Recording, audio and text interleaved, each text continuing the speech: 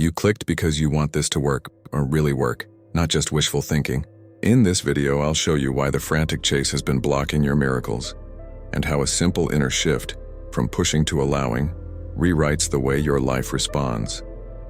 By the end, you'll know the first practical steps to begin aligning, so things start showing up for you with ease. Here's the map. Act 1. We expose the pattern that makes manifesting fail, and the one simple switch that changes everything. Act 2. We deepen into remembrance. You already hold the energy that attracts. Act 3. We give embodied practices and rituals to carry you from wanting into receiving. Right now, let's begin by seeing what chasing actually does. Have you ever wanted something so badly that it slipped further away the harder you tried? If yes, you're not broken, you're human. Stay with me. Think of someone searching for their glasses, frantically patting pockets asking others for help, all while the glasses sit on their own face. That image lives inside our chasing. We run after peace while we already wear it. We sprint toward love while the capacity to love sits quietly inside us. The river doesn't strain to reach the ocean. It flows. The clouds don't schedule their rain. They pour. Our job is not to micromanage the stars. When desire is threaded with desperation, it broadcasts lack, like trying to hold water in a clenched fist. The tighter you grip, the faster it slips. The universe is a mirror. It reflects the frequency you carry. If your inner tone is panic, it answers panic. If your tone is calm certainty, doors open. This is not moralizing, it's physics of attention and vibration. What would it feel like to stop broadcasting scarcity and start broadcasting sufficiency? Keep that feeling in mind, we'll practice it soon. I used to sprint. I scheduled, hustled, and exhausted myself trying to force outcomes. I won and still felt hollow. One morning I simply stopped. Not because everything was solved, but because I was done exhausting myself. 2 weeks later, an opportunity I had chased for months arrived unexpectedly. That moment changed how I saw cause and effect. My inner state had changed first, and life rearranged to meet it. Let's clear a big misconception. Surrender isn't giving up. It's the opposite of passive defeat. It's a wise, active openness, like a flower opening to sun. You still plant the seed, water it, and place it in the light. You don't yank the sprouts to make them grow faster. Surrender says, I'll move, but from alignment, not panic. Would you rather be a frantic gardener pulling at roots, or a gardener who prepares the soil and trusts the growth? This is the core. The outcome you want requires a matching inner state. Want peace? Be the peace. Want love? Carry love first. Want abundance? Hold the vibration of abundance now. Life responds to frequency, not frantic effort. That's why people who stop chasing often see results. Not because they stopped acting, but because their actions came and receive energy. Settle now. Sit upright. Place one hand on your heart, the other on your belly. Close your eyes. Breathe in for 4 counts. Hold 1. Exhale for 6. On each out-breath, say silently, I release. On each in-breath, feel the space you create. Do the music lowered for clarity. Notice how your body eased. That loop, breath, release, presence, is the micro-signal the universe hears. It's not dramatic. It's precise. If that small pause felt different, you just touched the doorway. Act 1 ends here. Now that you've seen the problem, chasing, and felt a taste of the solution, surrender. Act 2 will deepen the remembering. How to become a match for what you desire and stop looking outward for what's already inside. If you're ready to go deeper, stay until Act 3 for 3 daily rituals that actually. In Act 1, you felt the difference between chasing and allowing. Now we go deeper, not into tactics, but into identity, because the world rearranges to the signal you carry. And that signal is simply the story you believe about yourself.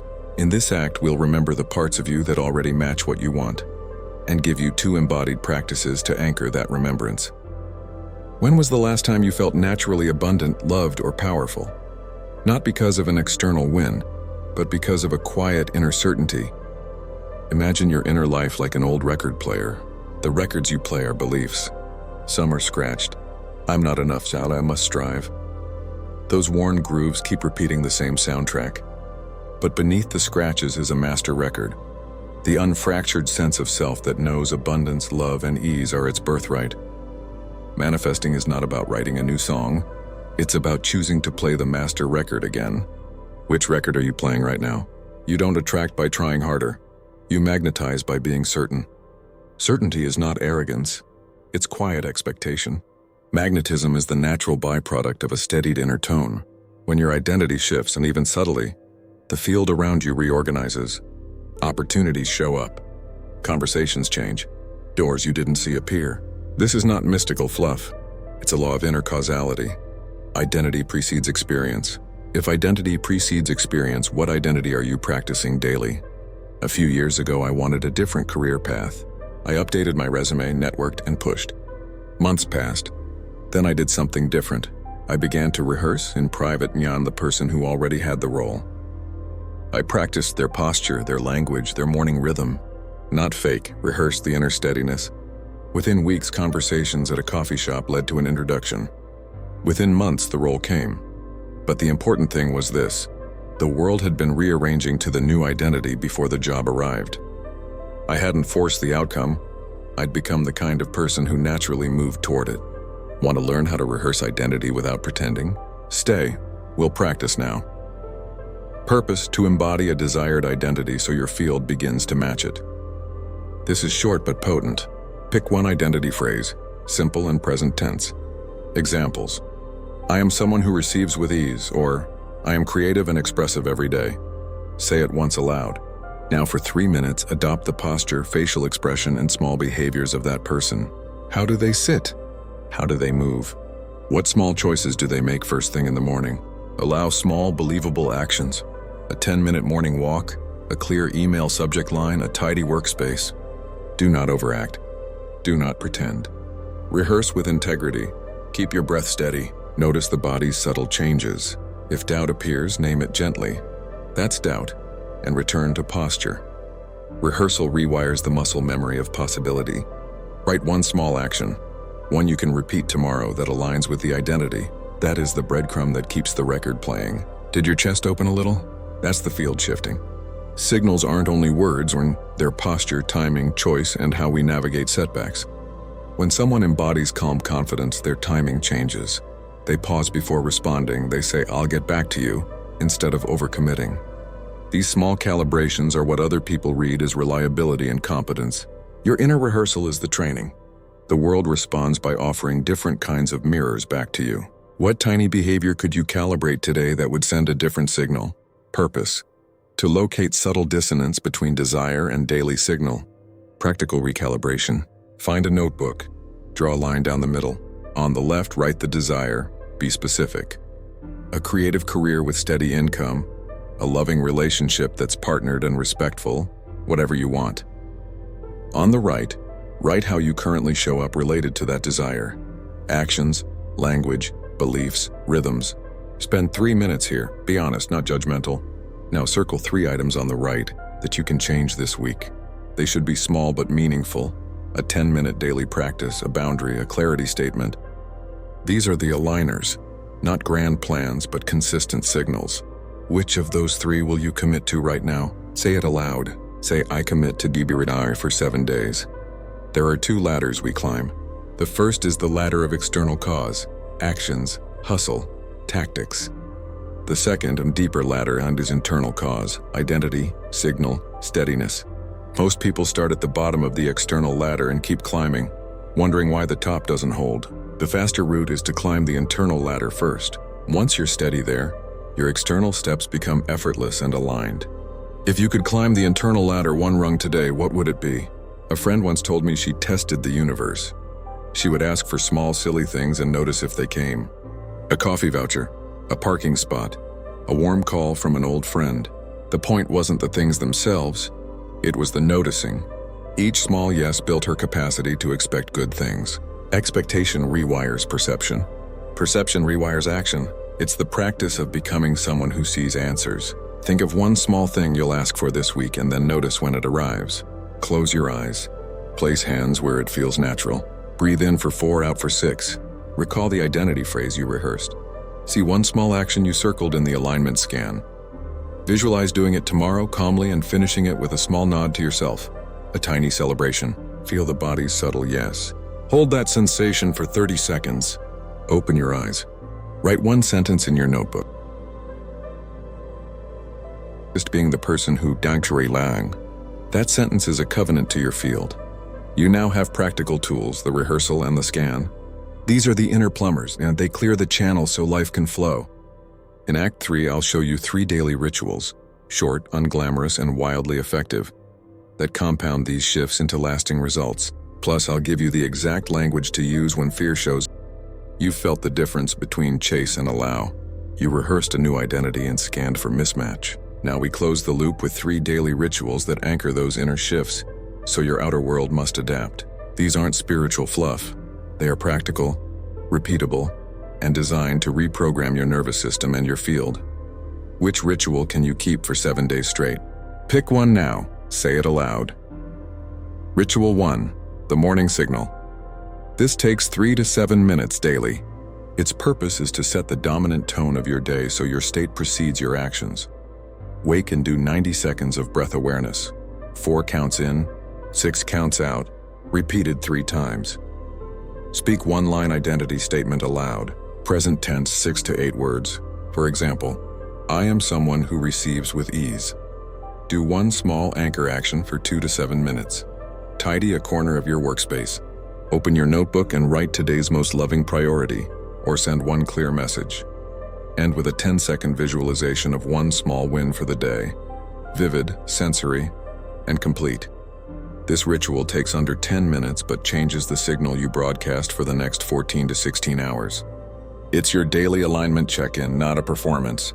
Do it for 7 days and notice which conversations change. Okay, you've anchored the morning. Want the midday and bedtime practices that compound the change? Ritual 2. The midday recalibrate 3 to 7 minutes daily. Purpose: reset the nervous system, correct drift, and realign actions with identity. At a chosen time, lunch or halfway through work, pause for 2 minutes. Put one hand on your chest. Breathe 4 in, 6 out. Ask yourself 2 quick questions silently. What's true now? And what does this moment need from me? Take one aligned micro-action. Close a tab, write one sentence, set a boundary, or stand and stretch with intention. End by saying aloud, or in your head, I return to my true signal. This keeps the day from warping you back into hustle energy. It's a small course correct that compounds across weeks. This tiny pause saves you hours of wasted energy. Last ritual, the one that seals the work while you sleep. Ritual 3. The nightly seal 5 to 10 minutes daily. Purpose: convert experience into identity and reinforce the master record before sleep. Spend 3 to 5 minutes journaling 3 short things that went well today. Specific, sensory, and small.